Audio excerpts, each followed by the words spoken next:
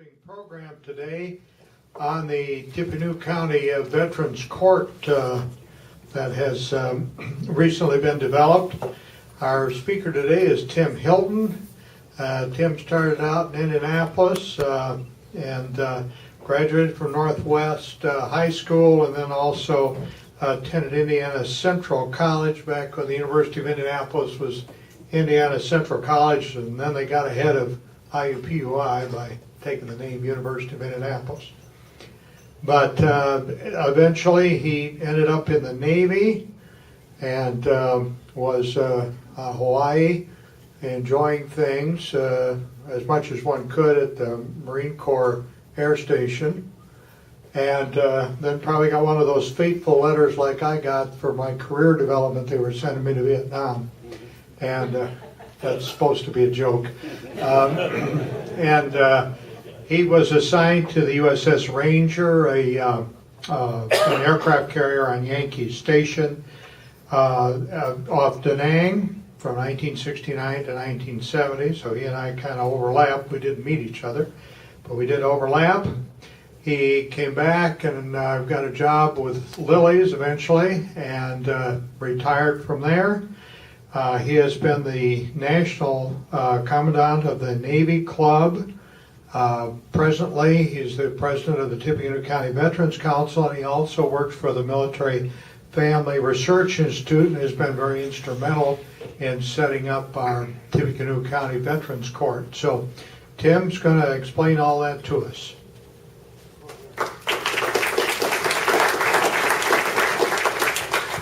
Thanks, Gary. As I said, I have to go off to another meeting, so I'll speak quickly, and then I'll let Gary answer all the questions that you have after I leave. So, in Indiana, we have about 500,000 veterans, and about 58% of all the veterans coming back from the recent wars in Afghanistan and Iraq have some form of traumatic brain injury or post-traumatic stress injury. And this leads to a lot of problems. We don't have a good protocol to treat currently to either one of these disorders. We do treat with drugs, and drugs tend to not work, and the pain stays, and it leads to a lot of our veterans going off to illegal drugs or alcohol and getting into trouble. So they fall into the criminal justice system. And what we're trying to do, the legislature, fortunately for us, has mandated that all 92 counties in Indiana have a Veterans Treatment Court. And we're in the process of getting our court certified here for Lafayette and Tippecanoe County. This will take place in Superior Court 5. Honorable Judge Person is our judge. There's about 10 of us on the team to control, evaluate, and administer the program. So if a veteran gets into trouble, the first person he sees is the magistrate at the jail.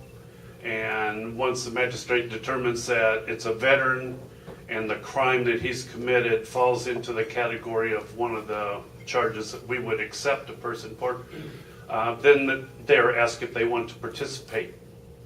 They go through the trial process, receive whatever penalty that the court would put on them, but then they're given an opportunity to go into the Veterans Treatment Court program, which can take up to 3 years for them, to progress through. If they're successful, there's a number of things that could take place.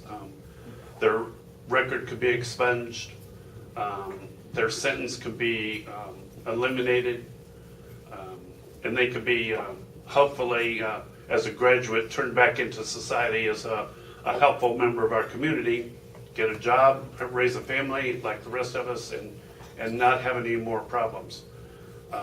The alternative when you go into our program is if you fail, you don't pass go, you go directly to jail. Okay?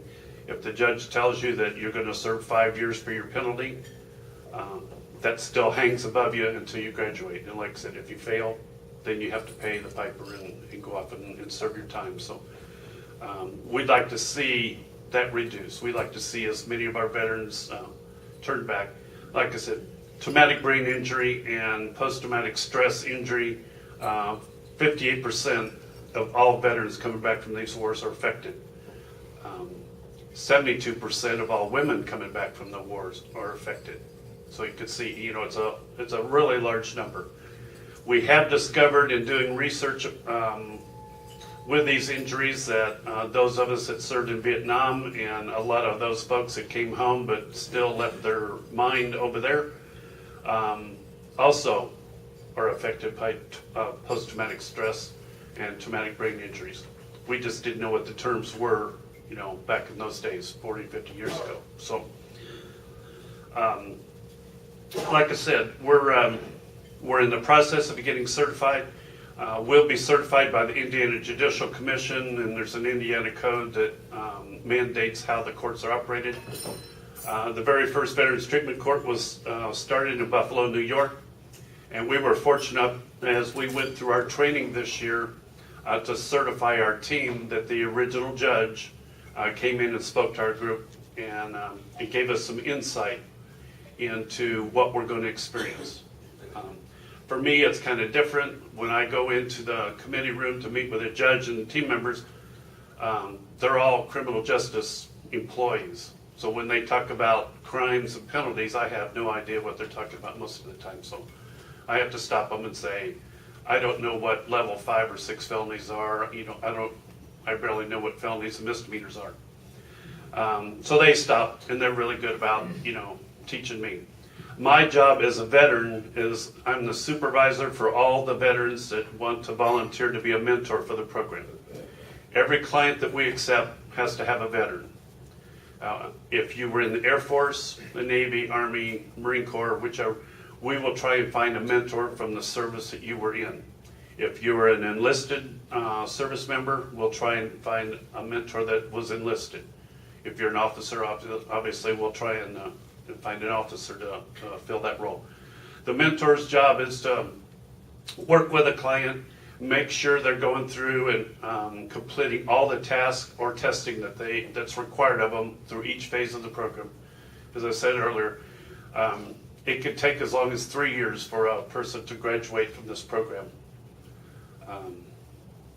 And the mentors are going to be really the leaders in helping, to get these people through the program. What kind of felonies or misdemeanor type of crimes? When we went into it, the judge and I had a meeting. We talked about it. We said, "Well, we'll take misdemeanors. We don't want to deal with criminals." And then we went and we met with the Grant County judge, and he says, "Oh no, can't do that. If you take clients into your program that have a misdemeanor, it could be cheaper for them to just pay a fine and march on down the road and not commit to a program." And this program is not free. They have to pay. It could cost them over $1,000 out of their own pocket to attend this program. So the judge told us is you need to take felonies. Now the serious felonies, murder, rape, those kind of things, armed robbery, those don't apply. Those are too serious of a crime. But if you are a service member who came back and got into drugs and alcohol, and you maybe got a DUI and another DUI and another DUI, and all of a sudden the judge says you're a habitual offender and now you have a felony on your record, that would apply. Alcohol or drugs, the majority of the clients that we take are going to fall in that category. We also do take domestic abuse cases, but we're limiting those because if we take a domestic abuse case, we want to make sure it's a nonviolent domestic abuse case. And like I said, I'm not a criminal justice person, so I really don't know the difference between a serious domestic abuse or not. So that's kind of where we stand. Some of the questions I get asked from people that want to serve as mentors is I worry about my safety. We're all getting up there in the years, and probably the majority of the clients we're going to have are going to be younger, and we worry about what could happen to us. And I said, well, all your interaction takes place in the court, and there's a deputy standing over there with a gun and a badge, and that's what he's there for. He's there to protect you and protect the court. So, you know, we talked and we decided, yeah, that's pretty safe. You know, we can do that. We can mentor these young people, help them, hopefully get them to graduate through the program, and like I said, turn them back into hopefully a model citizen that goes out in the community, and maybe they join the Kiwanis sometime down the road. So, that's kind of the gist of where we're at and what we're doing with the criminal justice, you know, program, or the Veterans Treatment Court here in the county. We have about a dozen Veterans Treatment Courts here in the state of Indiana. We have one in Crawfordsville. I've attended on a regular basis. The judge invited me to come down just to learn more about what goes on in one of the Veterans Treatment Courts, all aspects of it, and then to talk with their mentors and see what kind of questions, concerns, and things that they have in dealing with veterans. So, you know, that's been very helpful. So we have one court in Indianapolis that's close to us, one in Grant County, and then, you know, hopefully when our court gets set up, we'll, of the 4 courts, we'll have this part of the state covered. We do occasionally transfer cases out of our, and we're doing it currently out of Tippecanoe County. We'll send cases down to Montgomery County and let Judge Lohern, if she accepts them, you know, take the people and get them started in the process. We've been doing this for about 3 years, planning and developing this program. So we're hoping that the Indiana Judicial Commission will give us certification between now and the end of the year, and maybe even by the end of the year we'll start, you know, our first cases and see what happens. So if anybody has any questions, that's kind of the gist of what a Veterans Treatment Court is. So, has the program been in existence long enough to actually determine how successful it is? I don't know the exact date, but the judge in Buffalo, New York, he's been doing this for 20 years. He teaches, he goes around the country teaching to all of us members about Veterans Court, and he invites us all, or anybody who wants to come to Buffalo to his court and sit in on his cases. And then they have training sessions that there's 2 training sessions that are mandated for people that are going to be on the planning committee. You either go to Buffalo, New York, or you go to Washington, D.C. to take that training. So we do have quite a bit of experience with it. So you had a question? In talking about mentors, you said they only see the clients in the courtroom. How do you mentor them if you're only seeing them? Well, I say in the courtroom, what we do is when we're done with the cases for the day, if a mentor and a client are there both on the same day, they go out and have short meetings there in the court. Sometimes they do it right in the courtroom, sometimes they do it right outside the courtroom, but you don't leave the building when you're doing your mentoring. So we want the mentors to interact with the clients and help them, but we don't necessarily want them or ask them to become best friends with the clients either. So. You said it takes 3 years to go through a program. Can they get out of the program quicker if they're, depending on the severity of the case? Sure. How's that? 3 years is the limit that they have set up for the program, and you go through stages.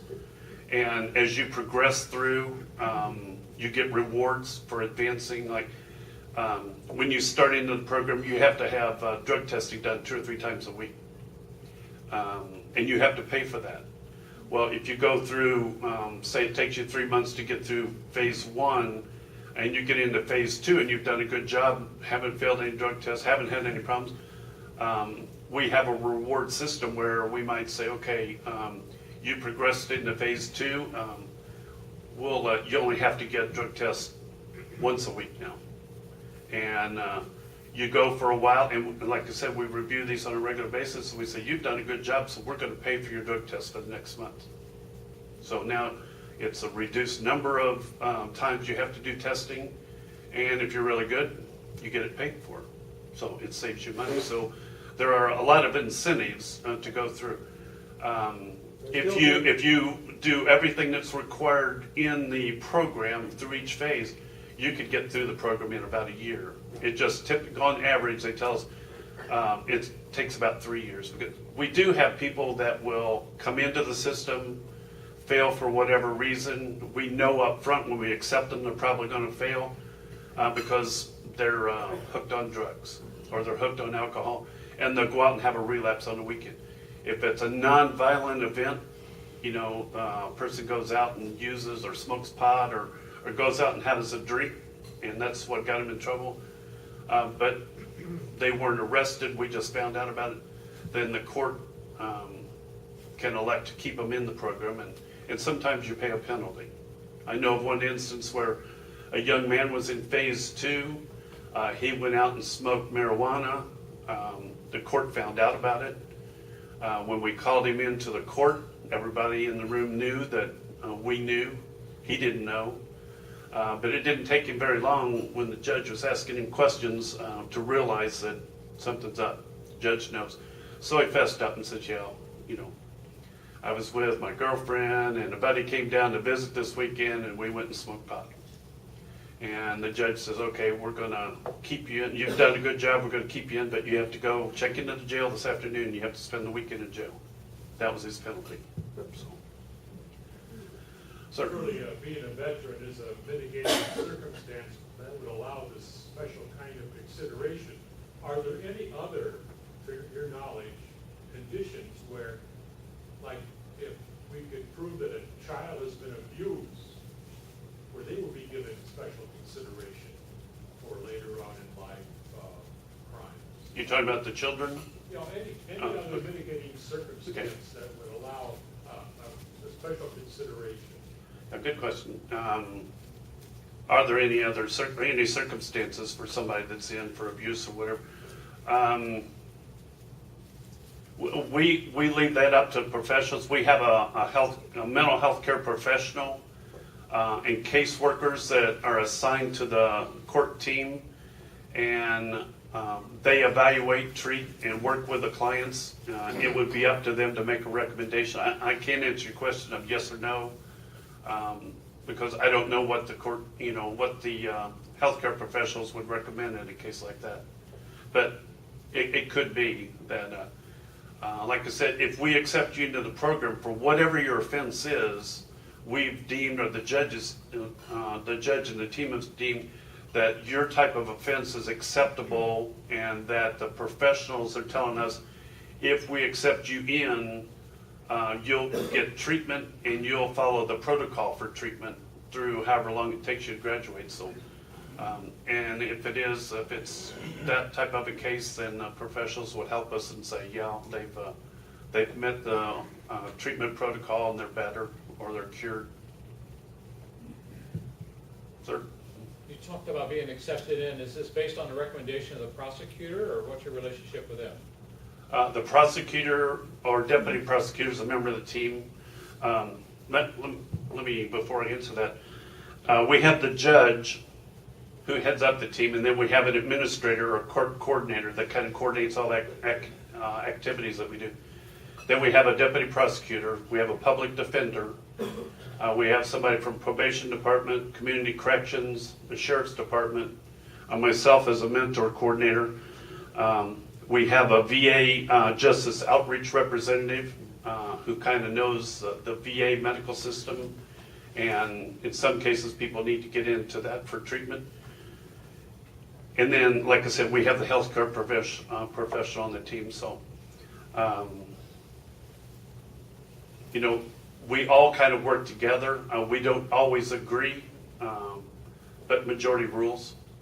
The prosecutor of anybody in the county that has a difficult time with drug courts or better treatment courts, because of their workload, has some concerns, but he's willing to give it a try and say, we can actually reduce their workload if we can get some people out of the system.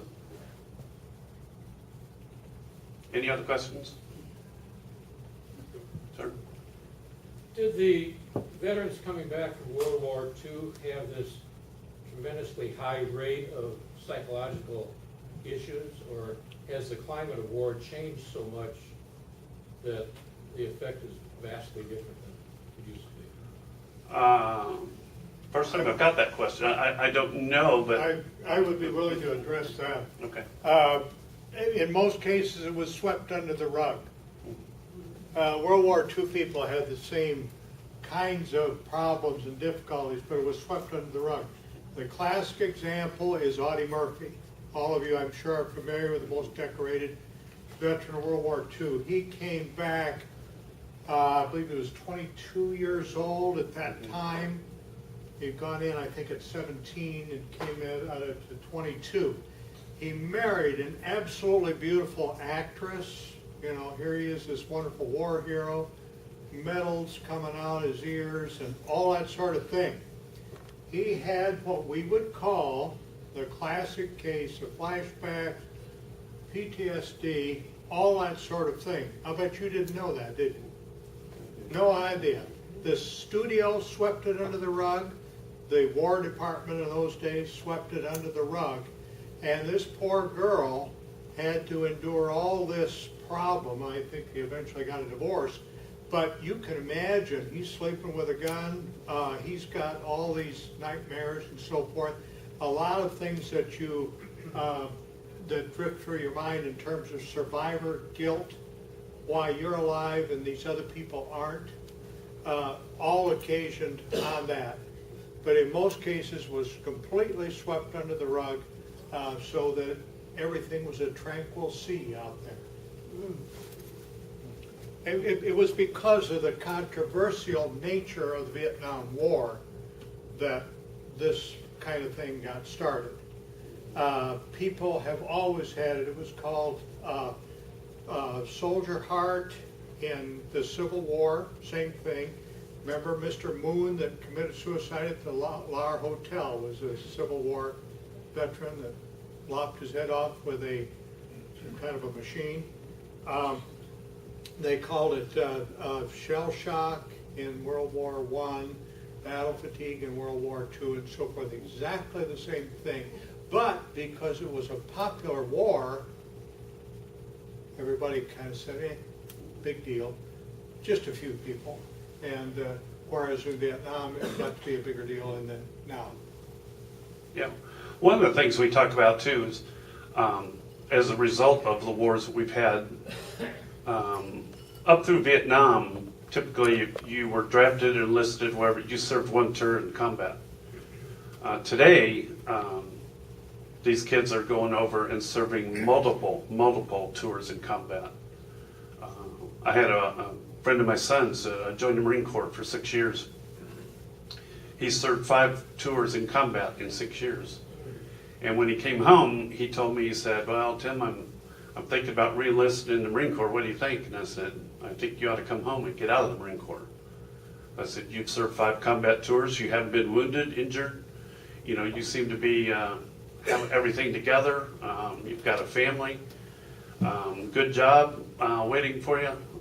I think it's time to get out. So, you know, I think we've done a lot of damage to our young people by sending them back. We have a reduced number of people serving in the military, and as a consequence, we have to send them back more and more, you know, to both Iraq and Afghanistan, and those are just not good places to go and serve. So, any other questions?